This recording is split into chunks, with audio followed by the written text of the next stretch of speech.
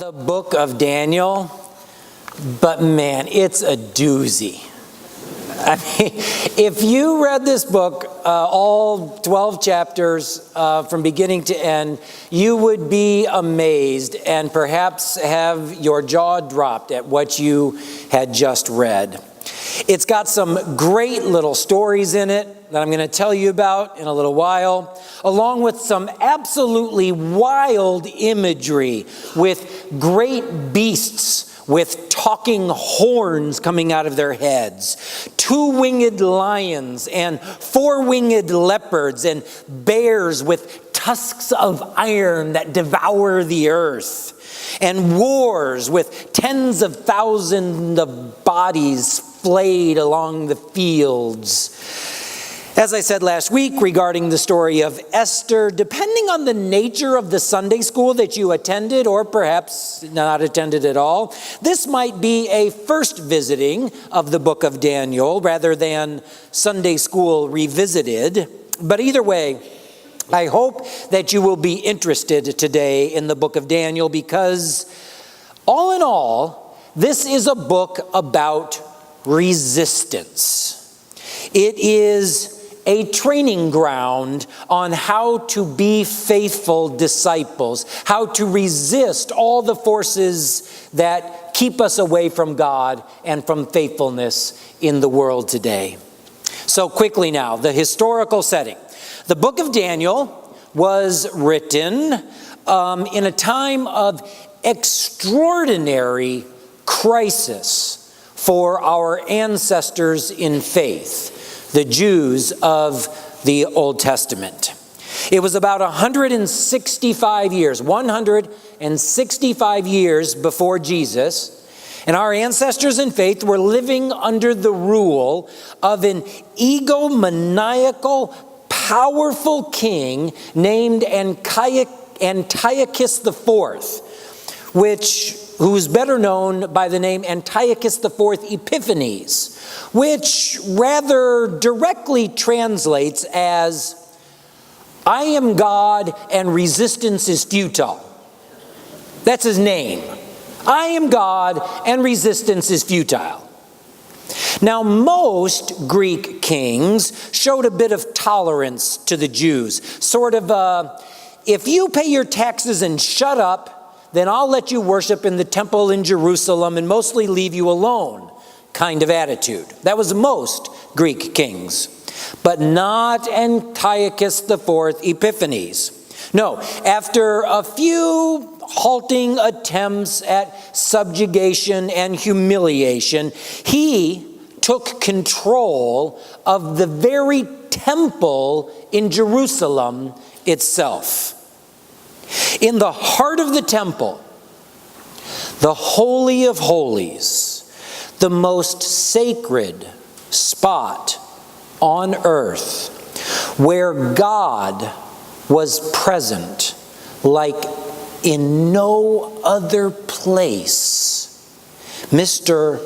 I am God and resistance is futile, set up an altar to Zeus and slaughtered a pig, the most offensive, abhorrent, profane animal he could find in order to offend the Jews.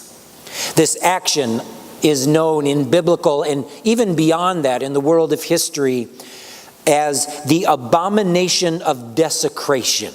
It has its own name, the abomination of desecration.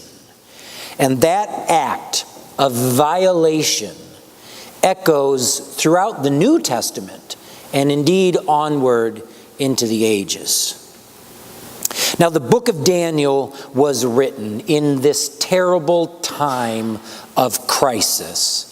And the question is, what does it mean to be faithful when faithfulness seems pointless? What does it mean to resist when resistance seems futile? Now, working backward, Daniel gives three answers to that question. The last half of the book gives what you can think of as the cosmic theological way to resist. With the vivid imagery that I talked about earlier, with the winged beasts and bears and battles, with bodies flayed on the field, Daniel says simply, God wins. Daniel says to our ancestors in faith, and yes, to us, yes, this is bad. There is no sugarcoating the abomination of desecration. There is no denying the darkness. And the preacher must say the darkness comes in many forms. When cancer invades the body, our own or that of someone we love. When alcohol takes over a life, our own or that of someone we love.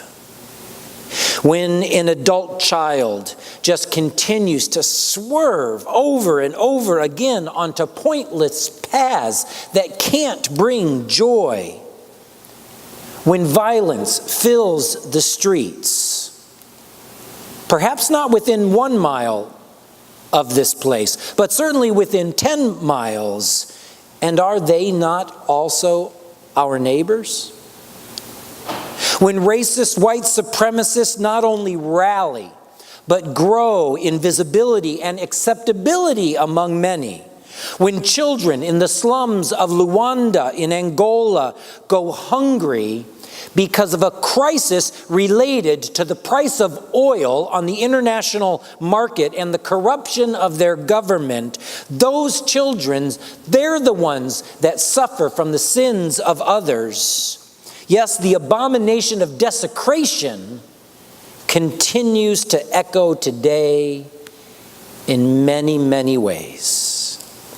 Daniel says, yes, there is no denying it. This is a battle between good and evil. And what does it mean to resist in such a time as this? It means, Daniel says, to hold on, to wait, for deliverance is coming, for victory is coming, and God wins. Hold on. God wins. That's the wonderful message of the second half of the book of Daniel. The first half of Daniel gives us a little more insight, or you might say a little more detail into what it means to hold on. Because as we hold on, we can't just live willy-nilly. To hold on for the victory that is to come means to live now in the light of the good news that the deliverance of God is near. To hold on means to live courageously for the God who will soon bring that deliverance. And Daniel gives us some of the best stories in the Bible about what this means. And this is, if you're familiar with any of the book, this is the part that you're familiar with. These are scenes in the life of the man, Daniel, the faithful and wise one, after whom the book of Daniel itself is named. So back in Daniel's day, which is 300 years before the abomination of desecration, long before Mr. I am God and resistance is futile, there were other self-aggrandizing, egomaniacal kings. I admit I'm being a bit redundant in saying self-aggrandizing, egomaniacal kings, but that's okay. One of them issued a decree that for 30 days, no one in the whole empire should pray to any other god than the king. Daniel, who was himself a very powerful ruler, ruling over 1/3 of the king's empire, was also faithful to God and wise. Without a moment's hesitation, and in full view of the king's spies, Daniel bowed down, facing Jerusalem, and prayed 3 times a day, just as he always had. The king, compelled to enforce his own stupid decree, even against a favorite of his, like Daniel, threw Daniel in a cave with lions and sealed the stone and sealed Daniel's fate. But God protected Daniel. He did not become lion food, and in the morning Daniel walked out alive and well. And it was then not just Daniel, but the king himself who sang the praises of Daniel's God. So, as you live in darkness and in dangerous times, you seek to resist everything that works against God. We are to be like Daniel, and to show courageous faithfulness even in the midst of dire threats. Never give in, never give up, because God will always be with you and find a way to save you. As it says in another story in the book of Daniel, another one with which you may be familiar, when Shadrach, Meshach, and Abednego are thrown into a blazing furnace for their act of faithfulness, they walk out with not so much as a singed hair after being in this 5,000-degree furnace. As it says at the end of that story, if our God, whom we serve, is able to deliver us from the furnace of blazing fire and out of your hand, O king, let him deliver us. But if not, be it known to you, O king, that we will not serve your gods, and we will not worship the golden statue that you have set up. So as you hold on, waiting for God's victory, don't think that you get to fudge on it. No, courageous faithfulness, no matter the cost, is how we all resist that which opposes God. But wow, I mean, like, what are we supposed to do with that? Are we really in danger of being thrown into a lion's den? Are we really in danger of walking through a 5,000-degree furnace? My wife is a teacher, and any of you who are teachers may be familiar with this, but we carry with us a sort of extreme agitation, irritation at a certain kind of movie that shows up not too infrequently in theaters and on our TV screens. There's this kind of movie that we call the heroic teacher movie. And maybe you know what I mean. It's when there's usually some struggling school, some struggling class of often underprivileged students who we somehow get a little clue that somehow they're actually bright and smart, but just lack a leader to come and guide them in the way of great education. And so this teacher comes in and at first is clueless, doesn't have any idea of how to interact with the children, and goes bumbling along. But because of persistence and hard work and dedication, works with those students and changes them and turns them around and gets them on the teacher's side. And then inevitably they go off to some beautiful setting in California and participate in some academic competition where they then win. And everybody lives happily ever after. Heroic teacher, yay. You all know that movie, right? It's extraordinarily irritating because that's not how teaching works. Teaching like life, is rarely filled with any kind of heroic moment. It's filled, like life, with darn hard work every day, where you almost never see the results, where you have to just plug on no matter what's happening. And maybe you get a couple of the students to come along, and that's fabulous. And there's a lot who aren't interested, but life goes on. And in the end, you do what you have to do because you're faithful to your craft and you want to do the best you can. Life, faithfulness, is often lived the same way. And that is what is pointed to in the passage that Mendez read earlier from the very beginning of the book of Daniel.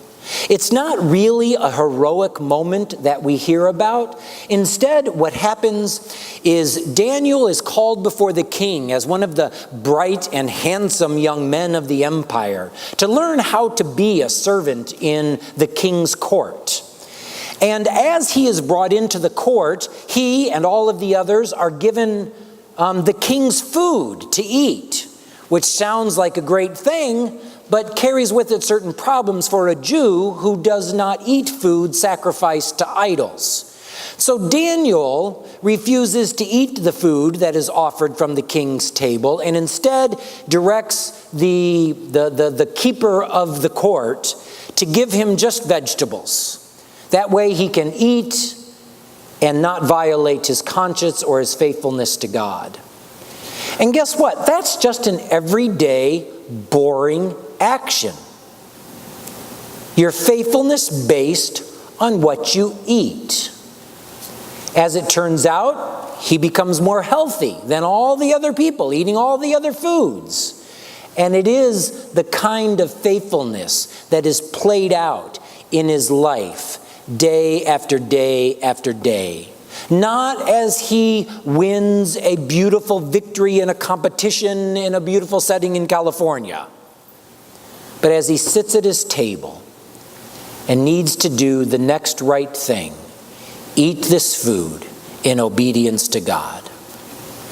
And whether it's eating your food in obedience to God or showing kindness to that irritating neighbor next door, or whether it's staying dry when alcohol is a problem, whether it's exercising to stay healthy, whether it is having the courage to send your adult child into the dangerous waters of independence, whatever it is, that Daniel first chapter kind of faithfulness is lived every day.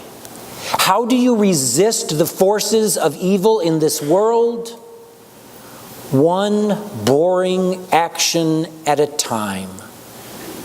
An action of faithfulness each and every day. But there's a fourth type of resistance that I want to talk about now as well. This isn't directly addressed in the book of Daniel, but I want to point in that direction because I think this is the trajectory of the book of Daniel, and indeed it is the trajectory that goes right on into the New Testament. It's the resistance of creativity, of creative, nonviolent resistance to everything that would separate us from God. 3 quick stories. A few years ago, there was a racist, white supremacist rally in North Carolina, 2012. You can imagine why I'm thinking about such things right now. And when the people of Charlotte, North Carolina heard that these white supremacists were going to come down from Detroit and invade their city and have a rally, the people of Charlotte got organized. They organized a clown brigade. And along the route of the march, the people of Raleigh, the crowns of Charlotte, and all of their supporters lined up with red noses at the tip of their faces and many of them dressed in clown costumes, and they held signs that said, "We're dressed like clowns, and you're the ones who look silly." They answered the cries of "white power" with "white flour? Dwight Powers? Oh no, I get it. Wife power. Equal rights for all." They met the hatred with creativity and made those who were being incredibly stupid to look like the stupid idiots that they were. That's creative resistance to the power of evil.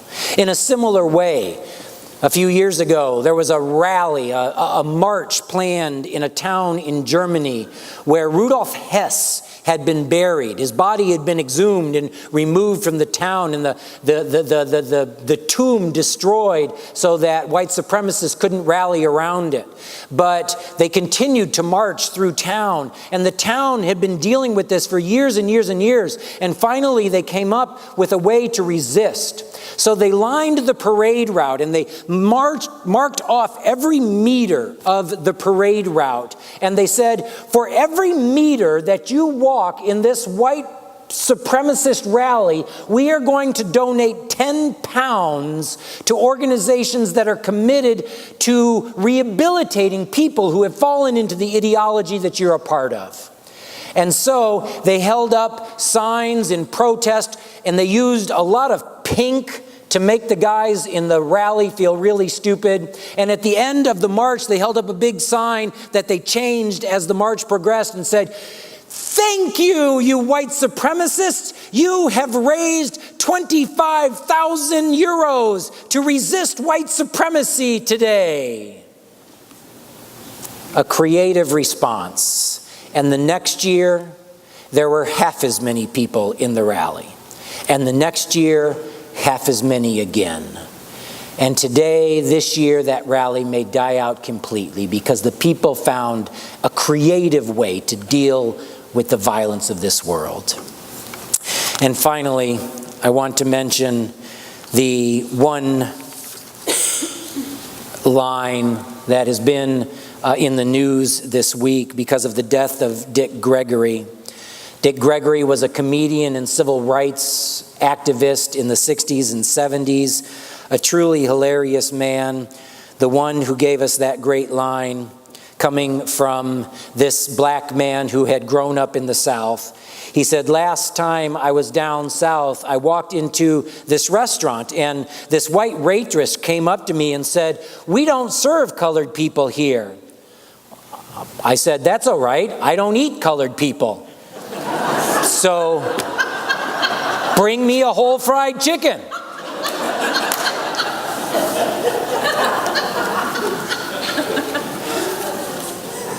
When you can embody peacefulness to such a degree that you can mock evil to its face, that's the way to resist in the world today. That's the way of Jesus in the world today. My friends, God wins.